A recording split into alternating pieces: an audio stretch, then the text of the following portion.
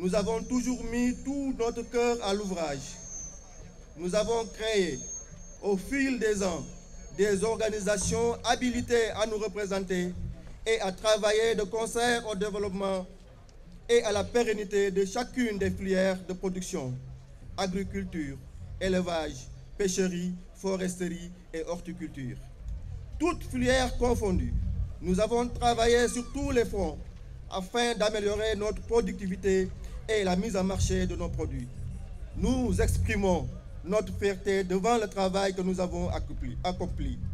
Nous, paysannes et paysans du Sénégal, nous réaffirmons l'indépendance politique de nos organisations. Nous affirmons notre volonté, à travers nos organisations, OP, Union, Fédération et le CNCR, d'appuyer chaleureusement les initiatives de l'État sénégalais qui sont destinées à améliorer nos conditions d'existence et de dénoncer celles qui risquent de compromettre notre bien-être en nuisant au développement et à la pérennité de nos filières de production. Nous confions à nos organisations la mission de réclamer la mise en œuvre des diverses mesures prévues dans la loi SP qui ne le sont pas déjà. Nous exigeons le respect par l'État des engagements contenus dans la loi d'orientation agro-sylvo-pastorale votée depuis 2004 par l'Assemblée nationale sénégalaise. Nous réclamons une meilleure diligence dans le processus d'élaboration des décrets d'application. Nous demandons le partage du contenu des décrets avec la société civile et les organisations paysannes avant leur promulgation. Nous, paysans et paysannes, nous représentons la majorité des populations du pays. Nous exigeons l'implication des femmes rurales et des jeunes dans l'élaboration et la gestion des projets. Nous souhaitons la tenue d'ateliers de partage auxquels participeront les femmes et les jeunes comme les hommes. En cette année de célébration du cinquantenaire des indépendances, de souligner qu'il n'y a pas de véritable indépendance sans autonomie.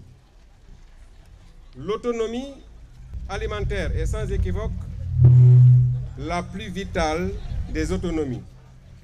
Cette recherche d'autonomie, les paysannes et les paysans du Sénégal y contribuent jour après jour depuis des siècles.